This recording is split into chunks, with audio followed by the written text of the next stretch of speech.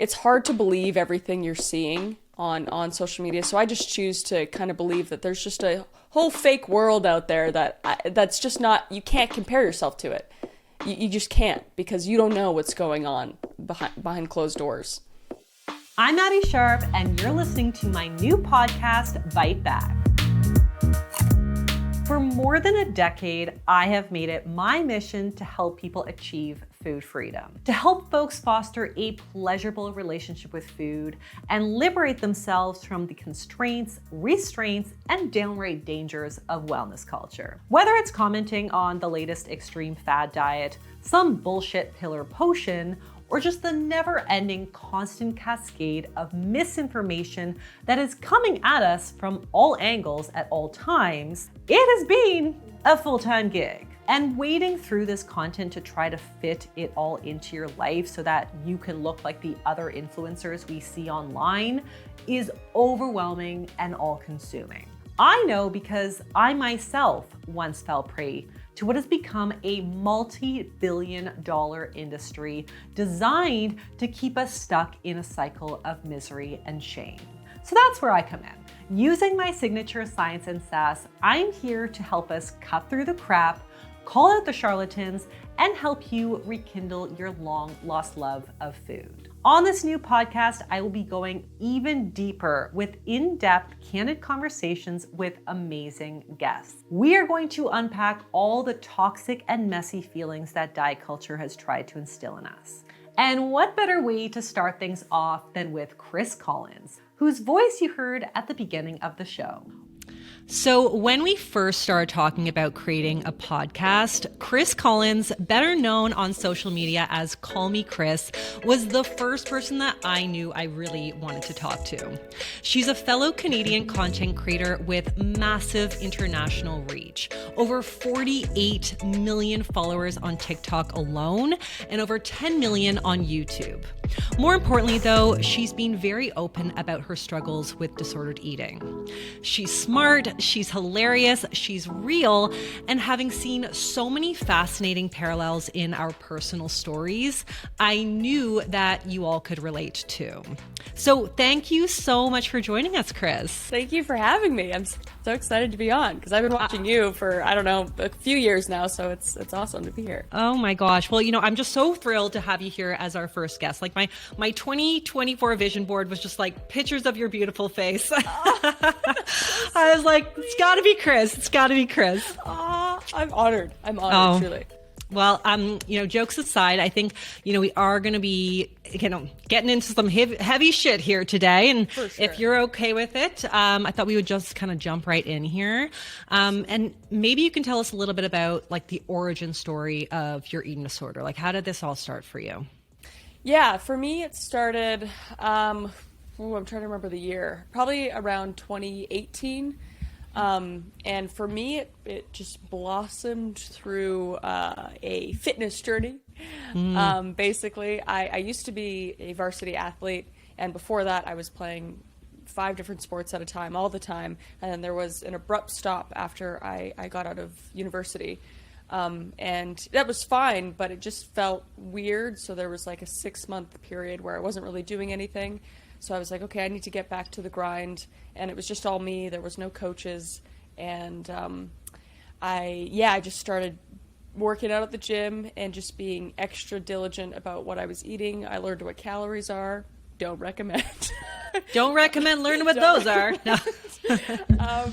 And there was always something in the back of my mind, like in I'd say like from middle school to high school, that I would do the crash diets. I would do, only eating cucumber sandwiches for 2 weeks, or just water fasting and that kind of thing. And I always wanted to, be thin or skinnier or whatever, but it wasn't out of control. And I think it's because my sports wouldn't let it be out of control because I needed fuel to move and I wanted to do well. So once that was out, then I just had that to focus on.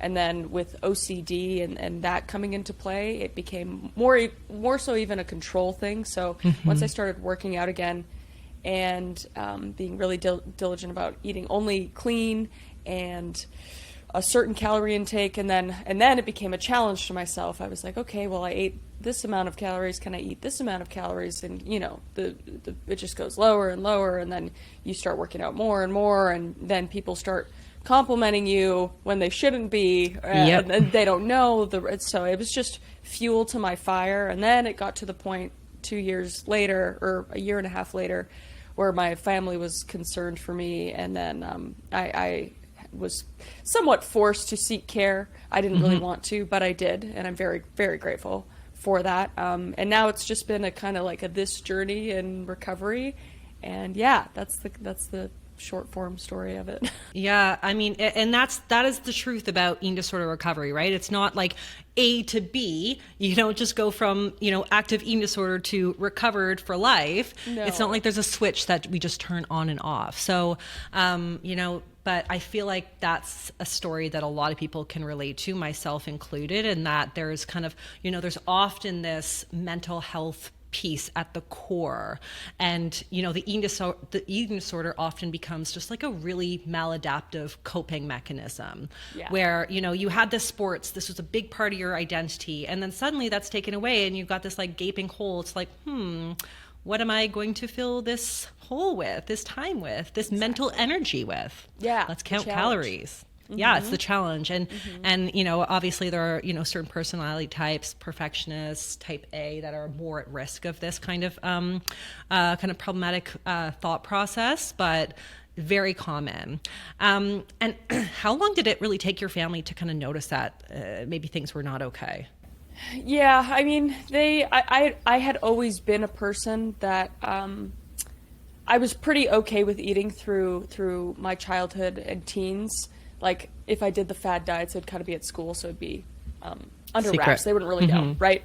I would always eat dinner with them, so that wasn't a concern. So it was really when I started to in 2018, started to do that fitness thing, and then I started to not eat with them. And so it wasn't even at the point where I started to look like I was having issues. It was, they could see it very, very quickly, and they were just like, what's wrong with you? It was more of like a, what are you doing? And then it became a, you need help. Like, then they were just getting mad at me in a concerned way, not in like a, of but course. They're just confused, right? Because for them, nobody in my family has ever, besides my sister, she's struggled a little bit, one of my little sisters, but nobody understood it really. So it was really hard to come across, but they were really good at researching on my behalf and going to different people and getting opinions. So I was very grateful for that. But amazing. At first they were just confused. And I feel like a lot of people are like that with people that know people struggling with an ED, for sure. Right. And I think also, the eating disorder brain is often, and the voice is so manipulative. Like, it manipulates us, but it also kind of manipulates everyone around us to convince everyone, oh no, it's okay. Like, I'm just doing this for health. I feel better. I'm just doing this to feel better, feel healthy or whatever, feel stronger, whatever the story that the ED voice will tell you. And it's often really not until it's really too late that people start to intervene. But it sounds like your family kind of saw the early signs, which is really amazing. Yeah, no, they definitely did. And well, they did. And then everything that you're saying is what I did. So I was making it seem like it wasn't a big deal in every way that I could, whether it was, I'm doing a challenge with my friends. It's not a big deal. It's like a 3-month thing. So, and then it was just me. And then, just saying it's for my health. I'm trying to do this and blah, blah, blah. And then I was mean. I was not a nice person when I was in the depths of it, especially when it got to its worst. Like, I would just, I don't even know who I was back then. I feel so bad for my family and friends that had to deal with me, because I was incredibly antisocial. I wouldn't go out to eat. I wouldn't eat with anybody. And that takes up, major parts of your day. Days where you usually share those parts of your day with people, and it's really important. At the time, I had a boyfriend.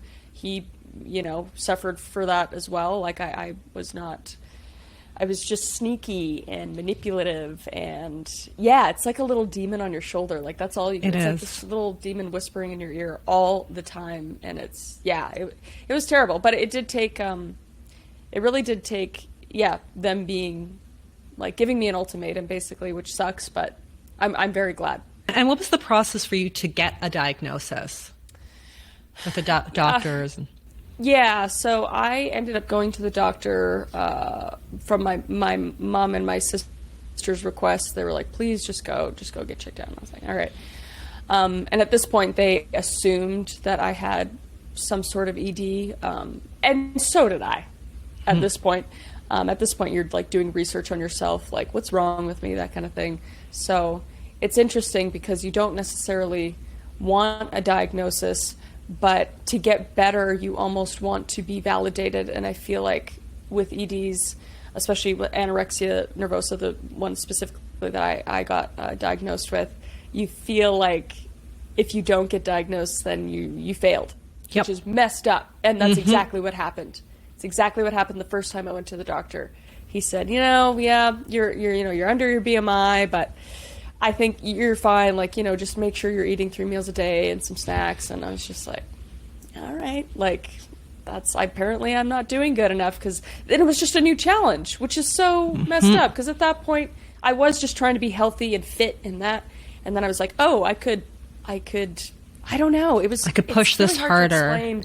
And it sounds messed up and vain, and it wasn't necessarily about looks, which it a lot for a lot of people it is, and there's absolutely a part of me that it was, because you're getting those, oh my gosh, what are you doing? You look so whatever, and you're just and then you can't gain weight, because then you're gonna be ugly, or people are gonna think less of you, and it becomes your identity.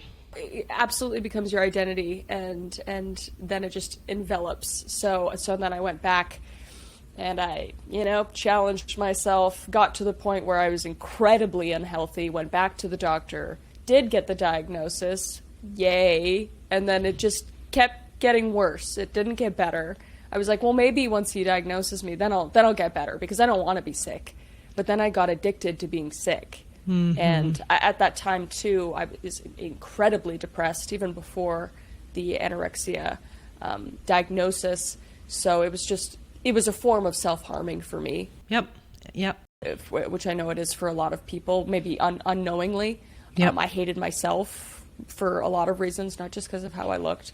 And I didn't particularly want to be here. So that was just a way of slowly doing it without thinking that there's other ways to do it. And yeah, it's terrible. It's all terrible. And it's hard to talk about. And it feels, for me, I know there's people that feel the exact same as you and I. So I hope that helps. But yeah, just looking back at it, I'm like, oh, this, like, oh gosh, just yeah. And your experience with trying to get diagnosed is unfortunately all too common, right? And we love our doctor community, obviously, but unfortunately, a lot of healthcare providers and practitioners, they themselves are victims of diet culture. So it's like, unless you're coming at them extremely emaciated and saying, I'm not eating anything at all, they just might not flag ED. Yeah. And if you can imagine, if it's hard for us to get a diagnosis, how hard it is for larger body folks who have atypical anorexia, who have to literally fight with their physicians to be validated and to say, yes, I'm sick and I'm worthy of treatment. Yeah. And often by the time that they do get treatment, it's very far gone, as you've just described, and devastating effects. So, but tell me about your recovery journey. How did that start, and where were you? Were you in the public eye, entertaining millions of people during that process? I started going to outpatient around fall of 2019. So it was before I joined any social media, or like joined TikTok and YouTube and that kind of thing, but like just before.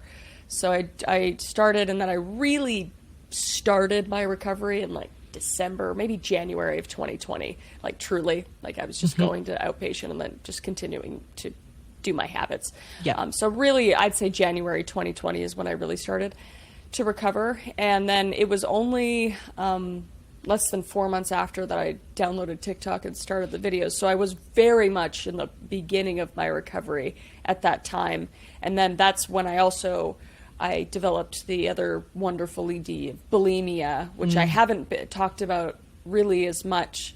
And I should, and you shouldn't be embarrassed of it, but it's just, that's also extremely common now that I've learned, coming from specific anorexia to recovery and then becoming bulimic, because I screwed up my whole body, and my stomach was, and then it's just, you feel guilty and all the stuff that comes with that. So I was heavily trying to recover, but then also now dealing with a new ED on top of my other one.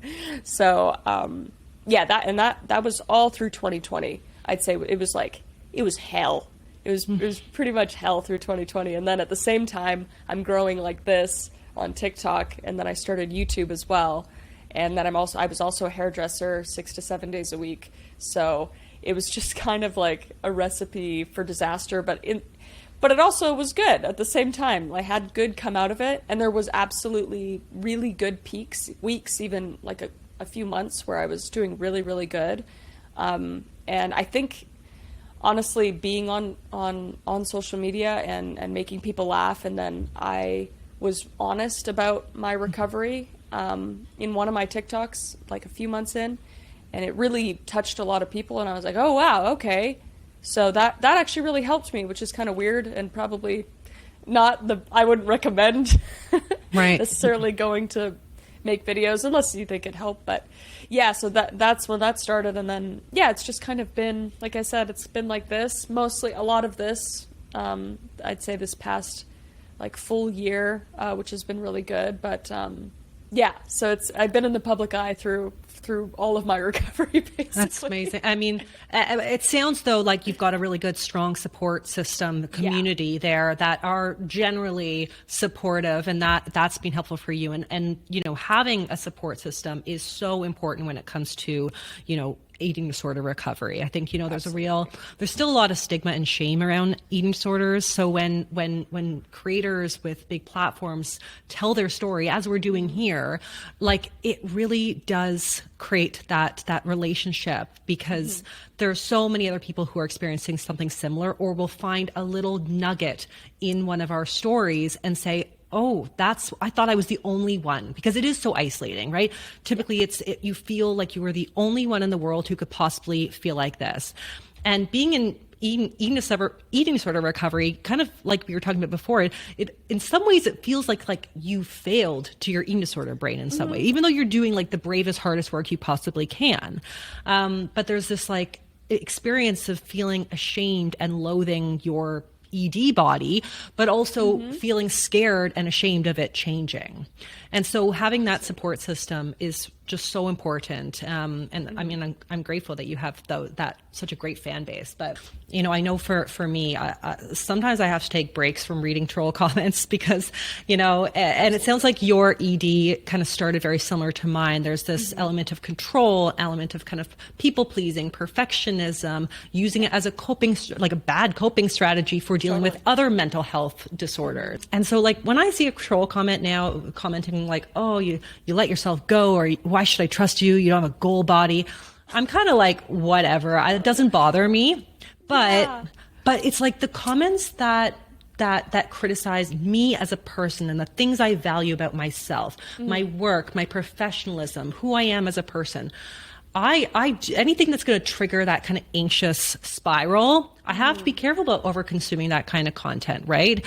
Yeah. And so, I think this just really speaks to the importance of working with a professional, managing that mental health piece as part of the overall eating disorder recovery, and just getting that support, whether it's therapy, medication, other positive coping strategies that are not just controlling food.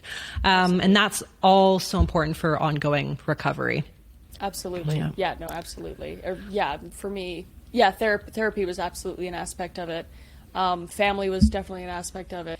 Yeah, and YouTube, like that was a big part. Like when I say I watched you, that was during like, all those peak times, and other creators that spoke out about their ED recoveries or struggles. I don't know why, but that probably helped me the most. Just watching somebody else go through the exact same thing I was going through. And I guarantee you can find a creator out there that's, has past videos on it, or it's extremely helpful, at least for me. I don't know why. Or like, they're sitting down and eating, I felt like I could sit down and eat with them. Like it's very strange, but it does help.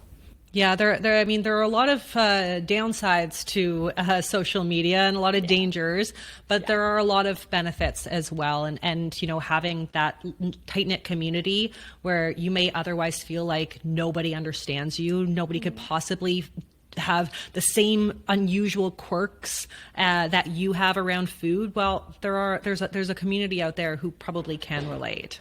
Absolutely. But talking about social media, you know, how much of social media do you encounter today that you find particularly like triggering? Like, what is the most dangerous elements of diet culture that shows up online these days? Yeah, I'd say, I'd say like 80%. Yeah. Because there's like, you know, the body checking, there's the quick diets, there's the drink this cleanser to clean out your insides somehow magically. Of course. There's all this stuff, which I know mostly is, you know, BS, but it's hard not to, it's extremely hard not to compare yourself, not even just as a creator, just as a person consuming the content. You could be like, oh my gosh, this person looks so amazing. I wonder what they're doing. And then you obsess about that. And look, I think the best thing that I have been able to do is just everyone's comparing themselves to everyone. And everyone's probably going through something.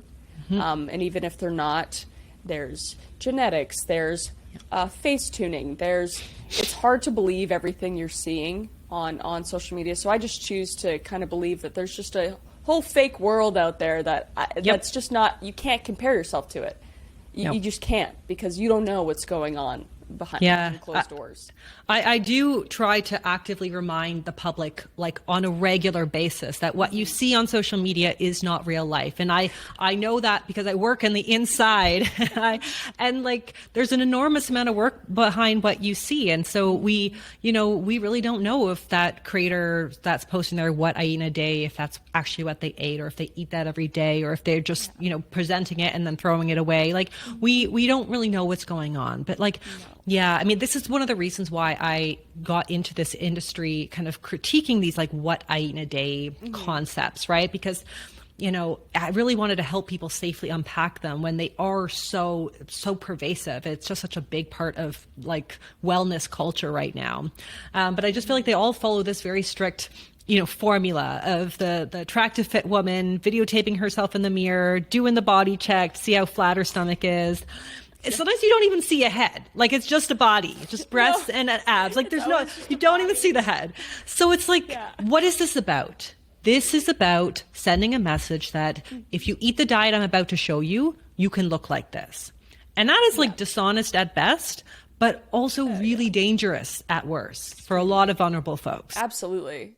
It's hard. And I feel like younger people are more victim to that as well. I feel like, well, hopefully, like if you're older, you can kind of, be like, critical thinking skills. You don't need that. And you can usually look at the comments and be like, yeah, all right. But it's the younger people that I worry about because there's so many of them. Yeah, they're the frontal cortex is not, it's prefrontal cortex is not working 100%. So we have to protect them. And so that's a big part of what I try to do, But let's talk about coping strategies, because I would love to hear from you. What are some of the things that you do as part of your recovery that like you have felt are really helpful? And I'm saying do, I just want to clarify, because I'm saying what do you do, not what you have done. Because like we were saying, like eating disorder recovery is not A to B. It's not on or off. It's like we are constantly kind of evaluating the landscape, kind of like trying to figure out, is that, what kind of triggers might be on the horizon, and then using all the tools in our toolbox to manage those triggers. So yeah, like what are some of your tools in your toolbox? Yeah, I think one of the biggest things for me that I have done since the beginning of my recovery is I haven't weighed myself in 4 years. Just don't feel the need to do it. No. I still know to this day if I was to step on a scale, there would be some reaction. Some thought. I don't know how bad it would be. I don't know, but it doesn't do me any favors. I don't need to. So that has been extremely helpful.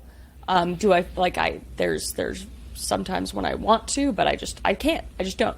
So that's been a really big thing for me. Also, during mealtime, if I'm with somebody else or if I'm out at dinner, I'll just get the person with me to order for me, or I'll get the server to pick what they want. I'll give them a few choices, or I'll get somebody, if they're nice enough, maybe to cook for me or to cook with me, because I will still actively pick the lesser calorie option, because I now am an expert at how many calories are in everything, which is awesome. You can't forget it, and you can't forget that. You can't, and then I'll go out of my way to order things I'm uncomfortable with, or to make something I'm uncomfortable with almost every single day, because that's just important. I know as soon as if I have a day, like, it's not like I mean like a whole row of cookies every day, but it's just like, I know if I'm like, I'm just going to eat clean today, that's just something I know I can't do. Slippery slope. I know that I will spiral.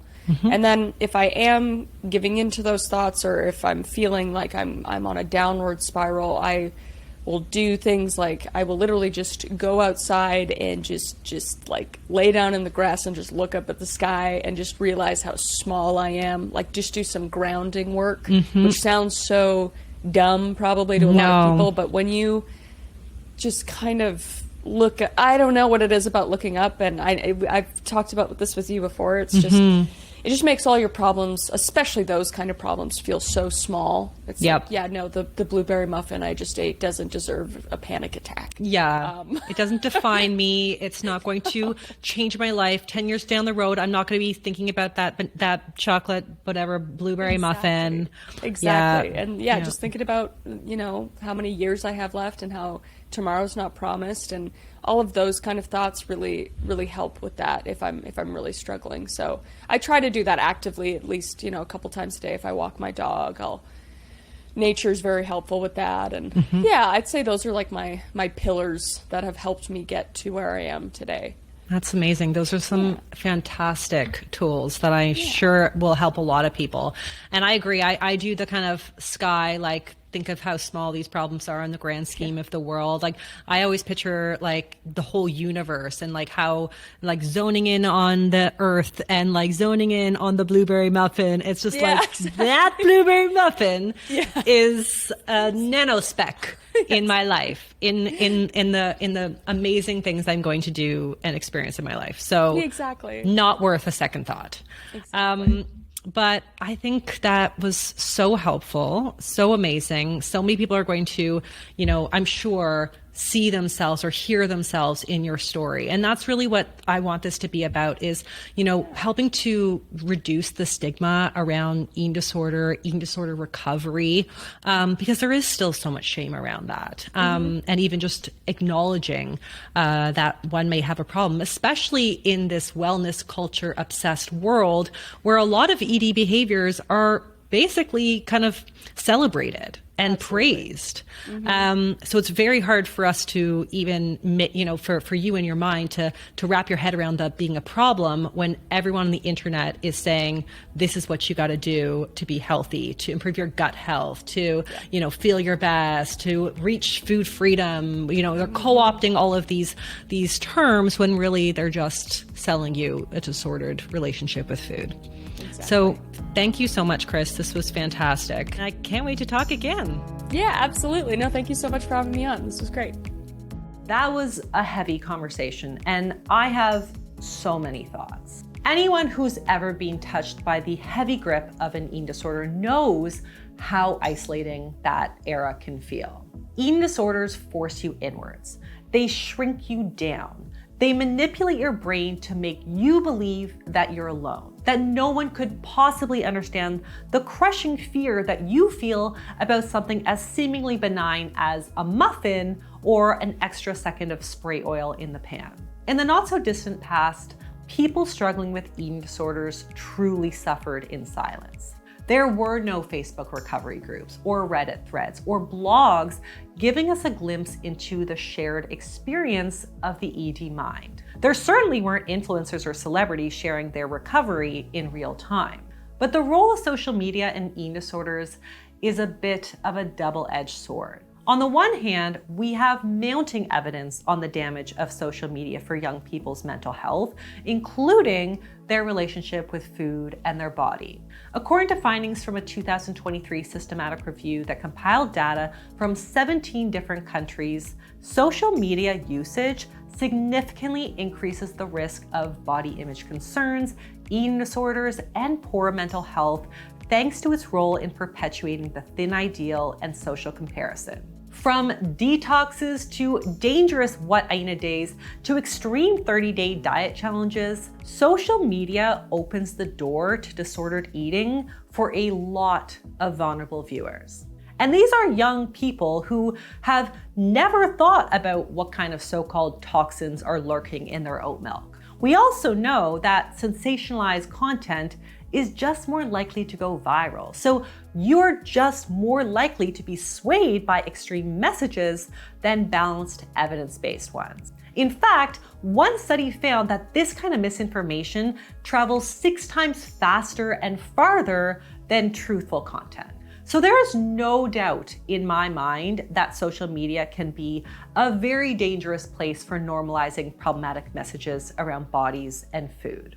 I've literally made a whole career out of decoding and debunking those harmful messages. That said, for all the seedy grifters and ill-informed influencers slowly poisoning young minds, there are also opportunities to build communities that care. As evidenced by Kris's experience, there is real power in social media for helping destigmatize, spread awareness, and seek support in the roller coaster ride of recovery. Whether that means following the recovery journeys of other people or professionals who are dismantling problematic diet culture online, there are corners of the dark web that offer light. Going through active eating disorder recovery in the public eye, showing up every day to make other people laugh and smile like Kris did, is surely mentally exhausting. But it's often said that it takes a village to recover from an eating disorder. As I said, eating disorders are inherently isolating, and isolation perpetuates eating disorders. It's nearly impossible to fully recover without breaking that cycle. So finding a supportive community can help us do just that. It can help remind us that we are unconditionally loved, that we're more than just our eating disorder, and it can give us a safe place to turn to when our thoughts feel hostile and dark. One study looking at the recovery community on Instagram found that while moderation was essential for harm reduction, participants did generally yield benefits through its social support and validation. Obviously, it would undoubtedly be safer to find that community in a place that wasn't a minefield of triggering content like social media is, but this is ultimately the world that we live in. I'm not saying we should be giving up on real-life interactions and relationships. Absolutely not. On the contrary, we need to fight for these more than ever. But metamorphosizing into a social butterfly just might not be a realistic leap for someone whose ED brain is keeping them sequestered and alone. That said, finding content that helps rather than harms takes tact. It takes strategy. So I want to share some really important takeaways and tips to help you safely support your eating journey online. Number 1, take everything you see with a grain of salt. Social media is not real life. The vast majority of aspirational content out there is nothing more than a carefully curated highlight reel designed to get you to buy into something. A product, a program, a brand. Between filters, Photoshop, scripting, and editing, even the most authentic presenting content is methodically planned. Social media is also a dangerous echo chamber. So you watch one cute puppy video and suddenly it's all you see. Obviously, it's a little more insidious when it comes to diet culture than dogs, but the mechanism is the same. Keep in mind that what you see online repeated and replicated until you seemingly can't deny it as a truth is very likely just a silo of misinformation on loop. Aside from accepting that most of what you see online is BS, it really speaks to my next important takeaway, which is curate your feed. Social media algorithms aim to give you what you want. So unfollow influencers or content creators who perpetuate diet culture or reinforce societal body standards, and interact with folks who support your journey. This is going to be different for everyone, but generally speaking, I recommend seeking out recovery-centered accounts, anti-diet culture dietitians, people in diverse bodies, and most importantly, folks in genres that have nothing to do with food or fitness. I also recommend sticking to watching content from your follower feed rather than the more risky For You feed, which you can't control. And if you do venture into the For You space, you can always go into your settings to block certain keywords that might feed you triggering content. So consider filtering out things like weight loss, low calorie, low carb, detox, or whatever doesn't feel supportive to you. Which brings me to number 3. Consider your true passions and interests. Yes, a lot of us use social media for entertainment or a good long mindless doom scroll at the end of the day, but it might be also helpful to reframe your use around learning about something you're passionate about. Something that has nothing to do with bodies or food. I know that when your eating disorder has been your life for so long, it's really easy to internalize it as your whole personality. But as I always say, our diet is the least interesting thing about us. So think about the things that bring you joy outside of food and fitness. Who were you before your eating disorder took hold? For me, it's music, parenting, and like a strange fascination with crime. But whether it's makeup or interior design or fashion or something truly niche, try to use social media for information that has nothing to do with food. Finally, combine your social community with professional support. If you're going to engage with social content while working through ED recovery, it is imperative that you do so with professional support. So whether that's a dietitian or a therapist or both, think of us as the guides to help you get through the jungle that is your social feed. Remember, even if you do find content that feels supportive, social media inherently lacks nuance. It's just not designed for nuanced, personalized conversations. And everyone's eating disorder recovery is going to be nuanced. So working with a professional to help you safely unpack what you've seen or read online and help you work that into your own unique recovery plan is really key. If you've heard yourself in our discussion today and are looking for some support, definitely contact the free NEDIC helpline at 1-866-NEDIC-20 or go to eatingdisorderhope.com. And there you have it, the very first episode of Bite Back with Abbey Sharp. I hope you found this engaging, entertaining, and educational. But thank you again to Kris Collins for joining me today. Definitely check her content out. She's amazing at Call Me Kris across all platforms. And we are going to be tackling all kinds of health, wellness, fitness, fads, and food topics on this podcast, some of which might be a little uncomfortable, but I do think it's important that we keep the conversation going. So thanks for joining me to Bite Back Against Diet Culture. I'm Abbey Sharp. Thank you for listening.